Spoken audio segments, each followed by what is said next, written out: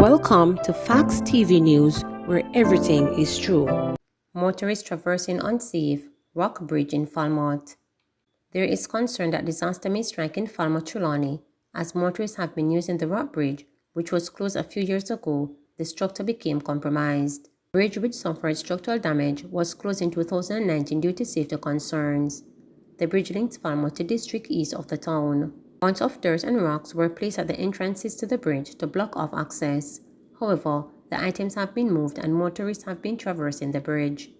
When contacted, National Works Agency NWA Community Relations Officer for the Western Region, Janet Ricketts, said she was not aware of the situation and that she would make checks. Subsequently informed that efforts will be made to close the bridge today. And Superintendent Winston Milton of the Trelawney Police said he too was also in the dark that persons had reopened access to the structure. I was over the pier and noticed cars, motorcycles, and trucks going up and down. The NWA needs to permanently block it off before disaster strikes, Milton said.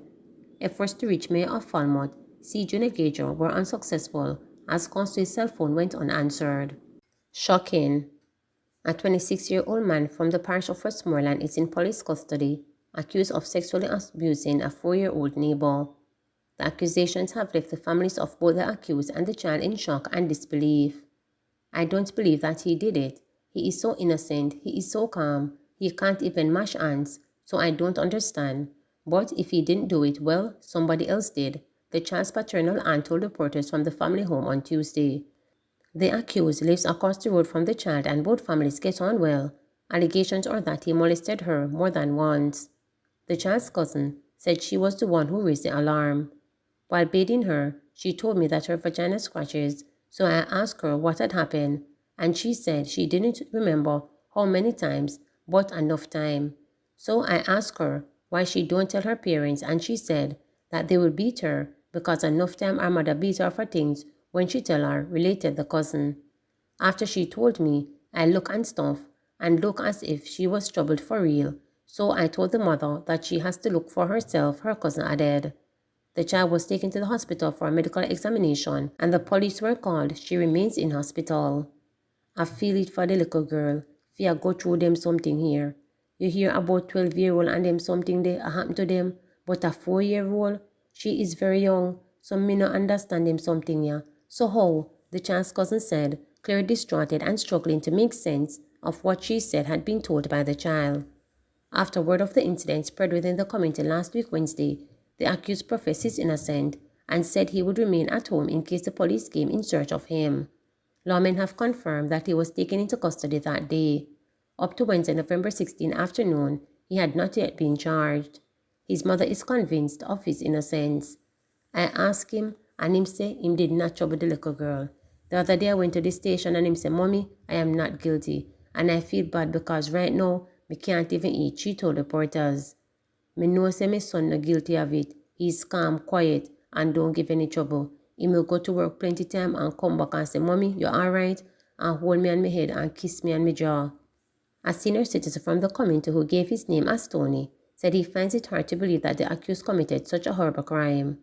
God knows, when me come and hear say, I that the youth a do, and I that them do to the little baby, me could not believe say him could I do that. Him would be out of him mind to do that, he said. A good boy, him no give no kind of trouble, man, believe me. Government urged to settle $700 million debt with UDC. The Urban Development Corporation UDC and the Finance Ministry are being urged to quickly settle lingering issue of more than $700 million in outstanding statutory deduction which the UDC owes the government, as this could jeopardize employees' access to their benefits. Statutories are so important that we have to set an example as a government because private people aren't allowed to relax and not pay taxes, and many of those statutory contributions are for employees who will ultimately need them pay if they need an NHD, National Housing Trust loan, and need to get their taxes paid. So, it is something that we need to resolve quickly. Member of Parliament for St. Andrew East Rural Julie Tony stressed at Tuesday's meeting of the Public Accounts Committee PAC, where the leadership of the UDC appeared to respond to questions about Auditor General's August 2022 report.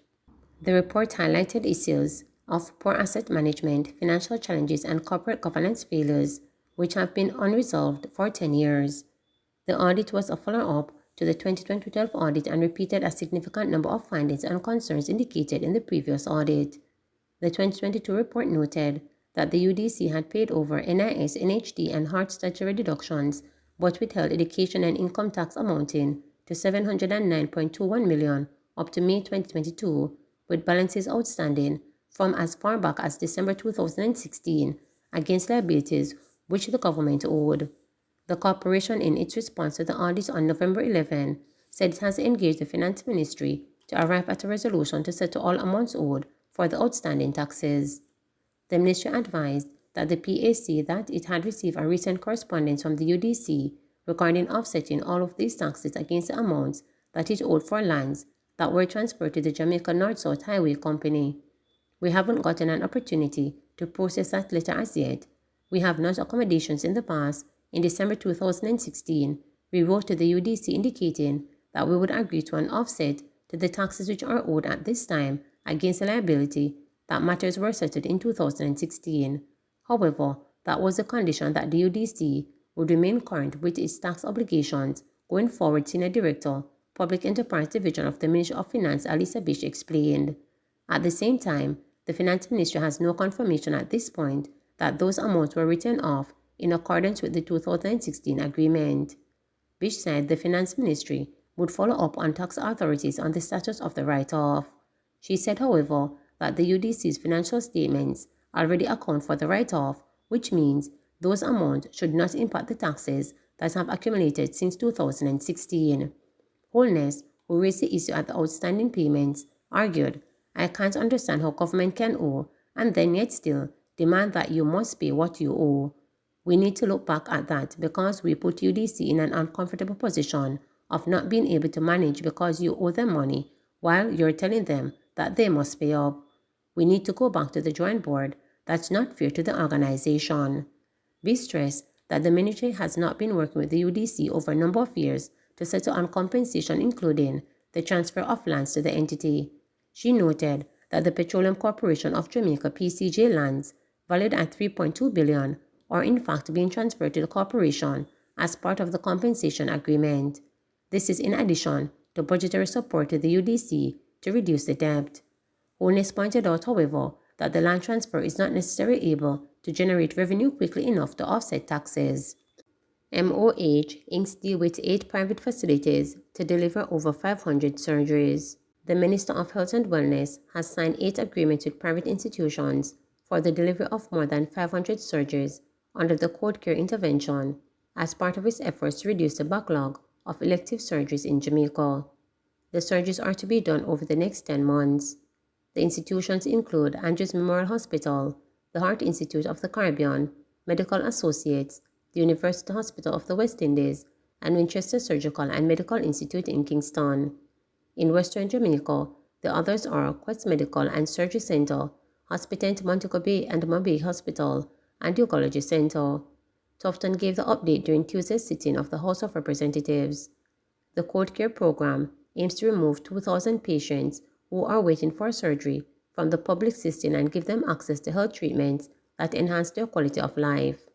Tufton said that more than 170 patients, many of whom had been on the waiting list for elective surgeries for more than 4 years, had been removed, and that these statistics included roughly 35 children who underwent ear, nose, and throat surgeries at the Bustamante Hospital for Children. Tufton also revealed that the first mission team, consisting of 6 American nurses, are scheduled to arrive in Jamaica on December 1 to collaborate with local medical personnel at the Noel Holmes Hospital in Hanover until December 6.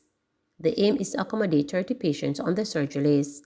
Additionally, a total of $950 million has been allotted for a project with the majority of funding to be used to renovate and upgrade non-operating theaters in 4 hospitals. These upgrades will enable the local surgery staff to do more, enhance the throughput of surgeries within hospitals, Tufton said. To date, the teams have begun the process of developing the estimates for the renovation of the facilities. The ministry will be utilizing emergency procedures to effect the works that are urgently required to these facilities, he continued. In order to lessen Jamaica's challenges with staffing and training, 2 memorandum of understanding have been inked with the University of Miami and the Hartford Health Center. These agreements seek to create opportunities for training and development, he said, noting that this will offer a channel for increased technological collaboration to improve the use of telemedicine. Please remember to subscribe, like, share, and click the notification